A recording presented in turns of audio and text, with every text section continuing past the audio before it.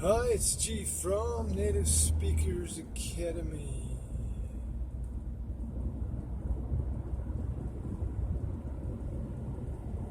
Motivation, contemplation, deliberation.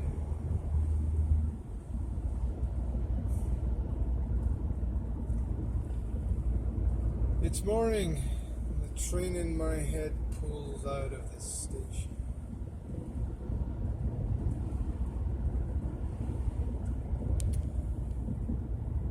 What drives us?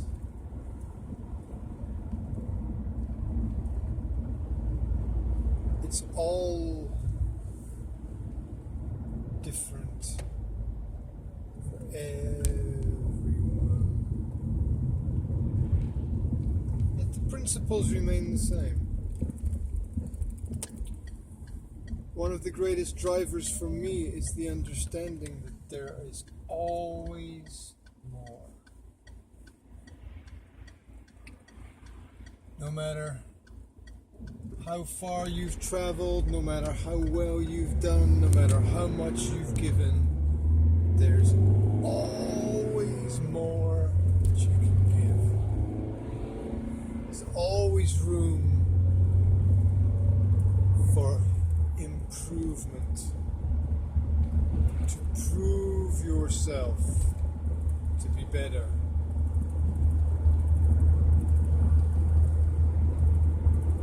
American athlete Michael Johnson broke the 200 meters world record. Well, he didn't just break it when he broke it. He smashed it. Now, he was world record holder at 200, 300 and 400 meters. The endurance sprints, I would call them. And in an interview, he was asked when he broke the 200 meter world record if he thought he could improve the record, if he thought he could do better or better himself. And he said, if you watch the video, in the first 5 to 10 meters of the race, he trips and stumbles. And he said in the interview, if he had not tripped and stumbled, he could have run faster.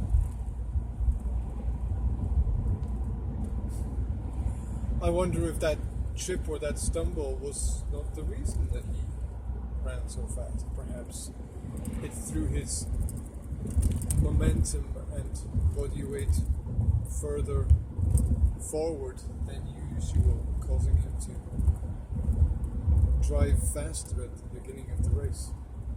Who knows? You can argue about all the technical aspects of it. But the point is, the driver is, the motivation is that there is always more.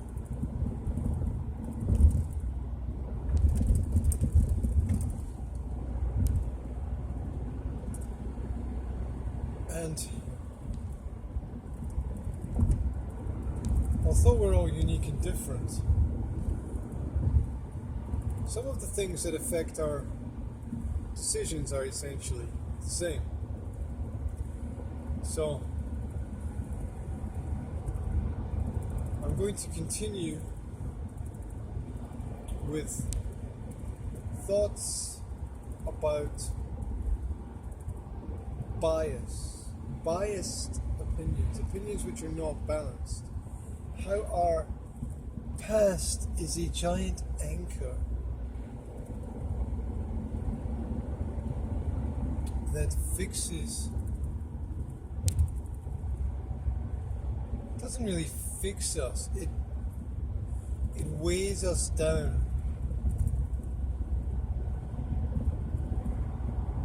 even when we're conscious and we don't want it to, it's still there. So, in what might or might not be the previous video, I don't know, because I'm not sure in which order, hopefully a logical order, that these will be presented on the internet. Hopefully. There were 5 biases that we looked at in the last video. They were anchoring, overestimation, groupthink, blind spots, and positive changes. I don't like the name positive change. I prefer emotional choice would be better than positive change, because it's about feelings. Anyway, I made notes for this. Secrets to Life, number 243. Make notes as you go along. Okay. Bias number 6 is clustering. Clustering is seeing patterns where patterns do not exist. Now, examples of this would be, look at the stars in the night sky. People, to remember the positions of the stars, group them together in different constellations. Orion, Leo, the Hunter, and so on. But these clusters do not exist as clusters. They are just essentially individual stars in the sky. Of course, they exist within their own systems. But the patterns that we create are not actually there. Think about what a gambler does, or somebody who is placing bets. They search for patterns. Oh, so they won these many games in February 2 years ago, they won these many games in February last year, so I think they will win the same amount of games in February this year, for example.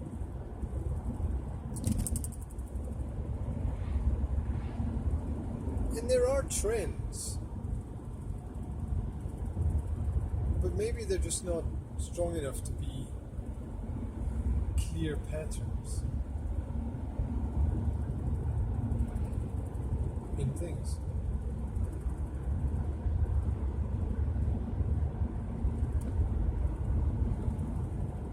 Okay. And what's the problem with patterns? Well, patterns can lead us to make the wrong choices. A pattern that we think exists, which does not exist, could lead us down the wrong path. Confirmation bias.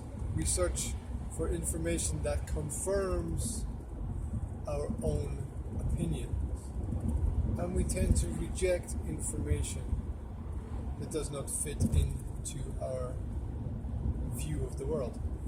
Now, unfortunately, scientists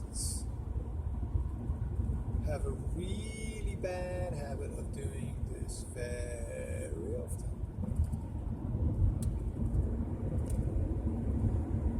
Especially with selective data groups, where scientists are paid for their research and are told in advance what the outcome should be, so they tend to selectively filter the data, perhaps only questioning women in a certain age group, or studying some drugs effect on children from a certain area, rather than looking an overall perspective. And we all search for ourselves in the world around about us, so it's natural. But it does lead us to bias. And all the biases, is that the plural? Biases? All the biases, it is now, they all feed into each other. So the confirmation bias has a very strong relationship to groupthink. And the moment that we slide out of one socio-psychological bias, we very often slide into another one.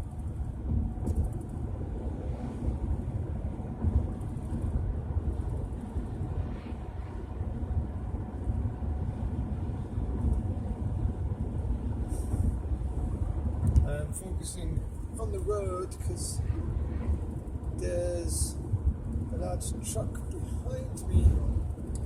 Behind the truck, there are some people who are very, very eager to progress slightly too fast down the road.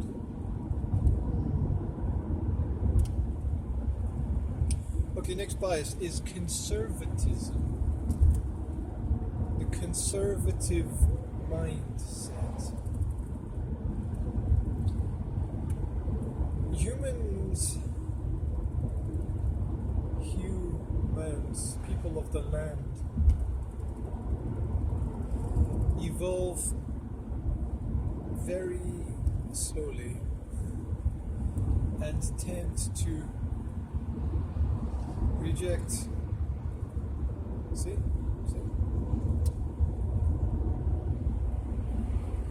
What is the point? What's the point of risking everyone's life?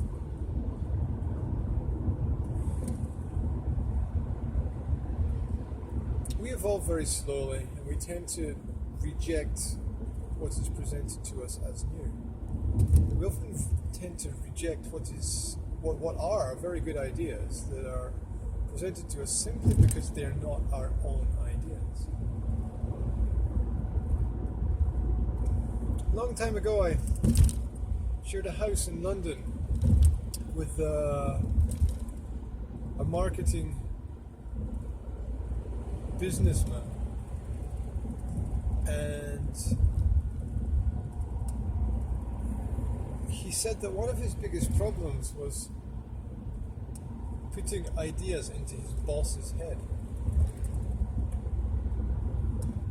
Of course, this was something that was new for me because I naively thought that everybody wanted to help everybody, and that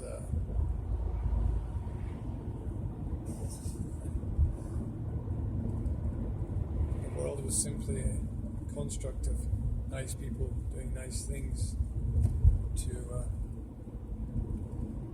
create a beautiful place.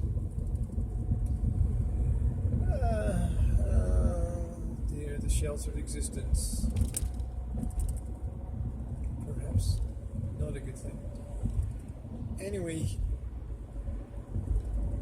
he said that in order to present a new marketing campaign or a solution to a problem, he needed to put an idea into his boss's head in such a way that the boss would think that it was his own idea. Kind of crazy, isn't it?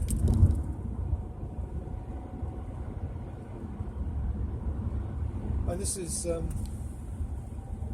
part of the bias of conservatism.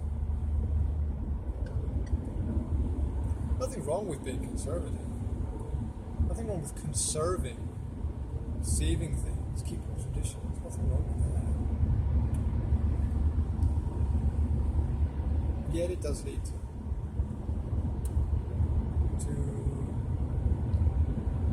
to bias. It affects our decision-making abilities.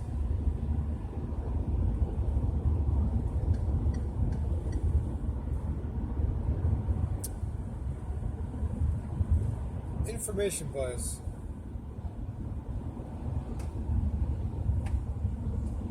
We tend to live on extremes.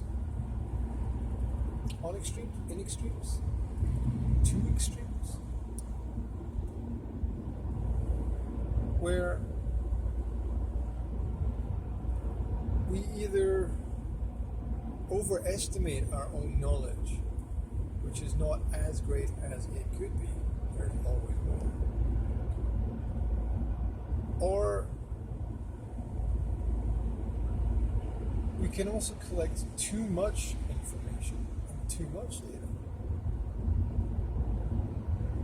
Imagine you examine the pros and cons, all of the pros and cons of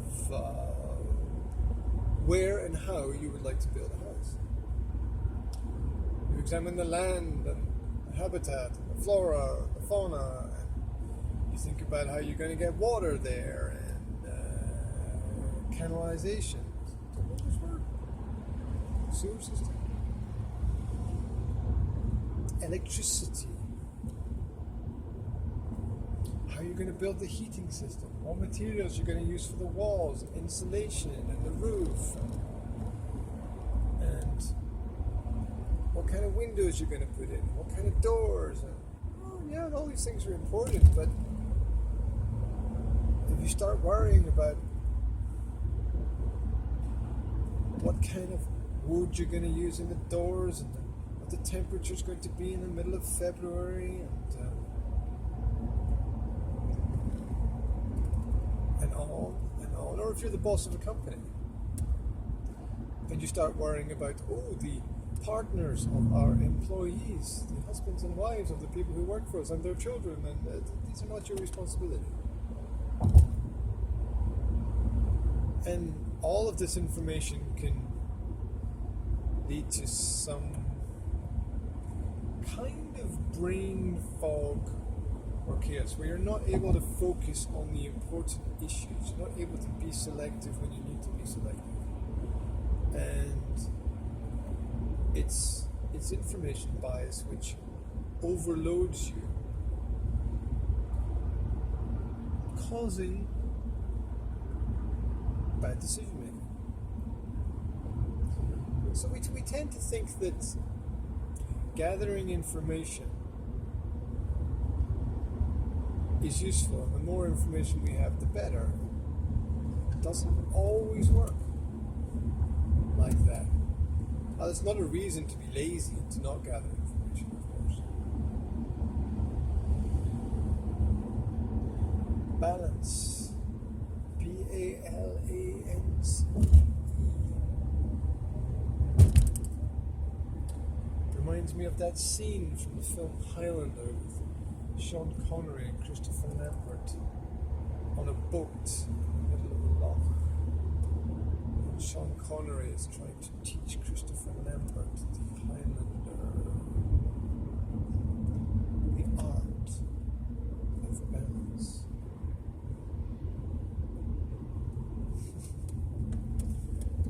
We might have time to do one more. 5 is a good number.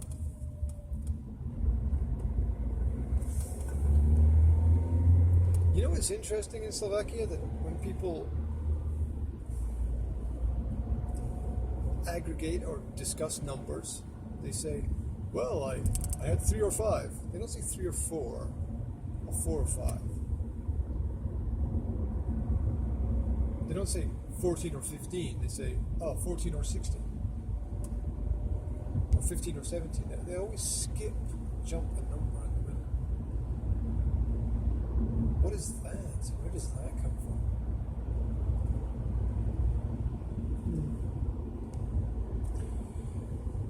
Number 5 today, which is number 10 overall,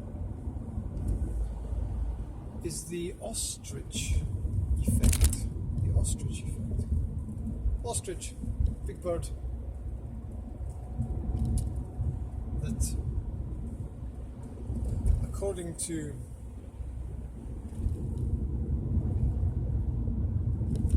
urban mythology. I don't know if this is true or not, because I haven't spent any time with ostriches, nor have I watched any ostrich documentaries. But classically, ostriches are supposed to put their head in the sand for some reason. I don't know if they're looking for something, or they're sleeping, or they're hiding, or I don't know why they do that. But the point is that when you put your head in the sand, you can't see anything except sand. But you wouldn't want to have your eyes open anyway. So the ostrich effect is choosing not to see what is obviously there in your environment. Pretending that as long as you look after yourself, everything is going to be okay. It's similar to a child who's having bad dreams or is scared that they want to put their head under the pillow or the duvet or a blanket, and if they put their head under the pillow, duvet, or blanket, suddenly all the demons, all the bad spirits, they all disappear. Because duvet, blanket, or pillow is, of course, magic. And all fears suddenly disappear because you are no longer staring into the darkness. You are protected in some way. And so these are 5 classic examples of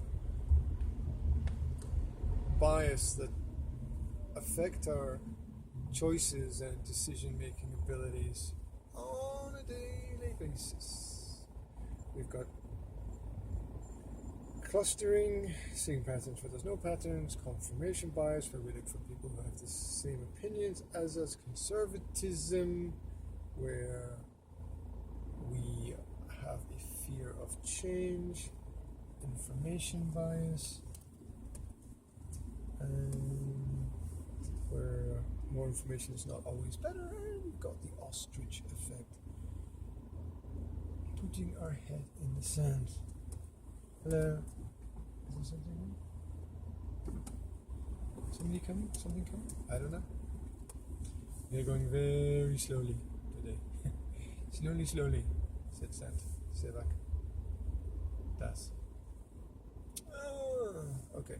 Well, please consider these thoughts. Let me know what you think. Catch you later.